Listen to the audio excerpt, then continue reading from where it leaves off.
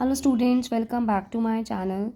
Today we will do the next method for valuation of goodwill. As you know that there are three methods. Firstly, we had done average profit method for valuation of goodwill, then super profit method. Now we are doing capitalization method.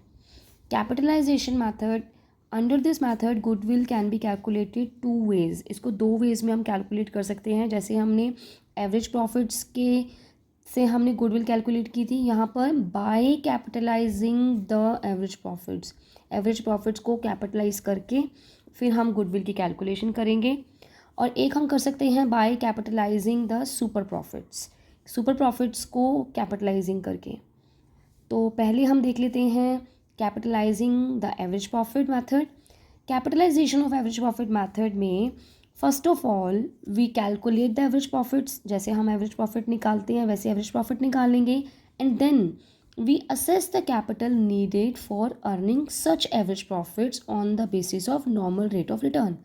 हमारे पास normal rate of return given होगा, तो हम उससे ये देख लेंगे कि इतनी जितने हम एवरेज प्रॉफिट्स कमा रही है हमारी फर्म, उससे उसकी कैपिटल, उससे हम असेस करेंगे कैपिटल की कितनी कैपिटल नीडेड है उतने प्रॉफिट्स को अर्न करने के लिए. जो हमें नॉर्मल रेट ऑफ रिटर्न दिया होगा उससे हम कैलकुलेट करेंगे capital needed for earning such average profits. जो हमारे एवरेज प्रॉफिट्स हैं उन एवरेज प्रॉफिट्स को अर्न करने के लिए कितनी कैपिटल की नीड है.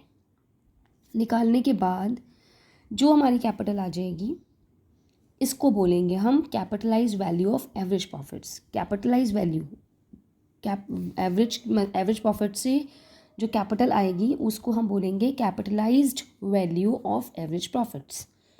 ठीक है. जैसे अब ये यहाँ पे क्वेश्चन में फॉर्मूला लिखा है capitalize value of average profits जो हमारे पास एवरेज प्रॉफिट्स हैं या हमने कैलकुलेट करने होंगे, मल्टीप्लाई जो नॉर्मल रेट ऑफ रिटर्न होगा उसको रिवर्स करके रेसिप्रोकल करके 100 अपॉन, क्योंकि आपको पता है जब कंप्लीट वैल्यू निकालनी होती है तो हम परसेंटेज को उल्टा कर देते हैं, रिवर्स कर देते हैं, यू कैन से रेसिप्रोकल कर देते हैं. तो 100 upon normal rate of return जो गिवन होगा उससे हमारे पास आ जाएगी capitalize value of average profits. जैसे 50,000 अगर एवरेज प्रॉफिट्स हैं, नॉर्मल रेट ऑफ रिटर्न 10% है, तो 50,000 का 100 अपॉन 10 करके 5 लाख जो हमारे पास ये आया है, this is capitalize value of average profits. ये आ गया. अब गुडविल जो कैलकुलेट की जाएगी by deducting the actual capital employed. ये तो हमने निकाली कि हमें कितनी रिक्वायर्ड, कितनी नीडेड हो सकती है, और जो हमने एक्चुअल कैपिटल हमने एम्प्लॉयड की है बिजनेस में उसको उसमें से हम माइनस कर देंगे. ठीक है. कैपिटल इसमें से जो हमने कैपिटल एम्प्लॉयड हमने लगाई हुई थी वो हम माइनस कर देंगे. और जो कैपिटल हम लगाते हैं वो टोटल टेंजिबल एसेट्स होती हैं जिसमें आउटसाइड लायबिलिटीज़ माइनस हुई होती है on the rate of valuation of goodwill. जैसे इसी एग्जांपल में आप देख सकते हो कैपिटल एम्प्लॉयड 4 लाख है और हमने जो कैपिटलाइज वैल्यू निकाली थी वो हमारी 5 लाख थी, तो गुडविल कितनी हो जाएगी 1 लाख. ये एग्जांपल गिवन है यहाँ पर. एक्चुअल प्रॉफिट्स गिवन है, normal rate of return given है, असेट्स गिवन है, लायबिलिटीज़ गिवन है. तो capitalize value of average profits क्या फॉर्मूला है, average profits multiply 100 upon normal rate of return. तो इससे हमारे पास एवरेज प्रॉफिट की कैपिटलाइज वैल्यू आ जाएगी 72,000. हमारे पास एवरेज प्रॉफिट्स है, 100 अपॉन 10 करेंगे 7,20,000. ये इतनी कैपिटल हमें नीडेड है.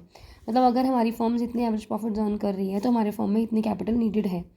और कैपिटल एम्प्लॉयड निकालने के लिए जो हमने एक्चुअली यूज़ कर रहे हैं वो हम एसेट्स में से लायबिलिटीज़ माइनस करेंगे, जो हमारे पास आ जाएगा 9,70,000 में से 4 लाख माइनस करेंगे तो 5,70,000 आ जाएगा. और वैसे हमने जब देखा तो हमारी कैपिटलाइज वैल्यू जो है एवरेज प्रॉफिट्स की वो 7,20,000 है, तो इनका जो डिफरेंस है वो हमारी गुडविल है. Capitalize value of average profits यानी कि 7,20,000 में से नेट एसेट्स यानी कि जो कैपिटल एम्प्लॉयड है वो माइनस करेंगे तो 1,50,000 हमारी क्या है, गुडविल. तो ये हम निकालते हैं, ये हम फॉर्मूला यूज़ करते हैं जब हम capitalize value of average profits वाला फॉर्मूला यूज़ करते हैं जब हमें बोला गया होता है कैपिटलाइजेशन ऑफ एवरेज प्रॉफिट के मेथड से गुडविल कैलकुलेट करनी है.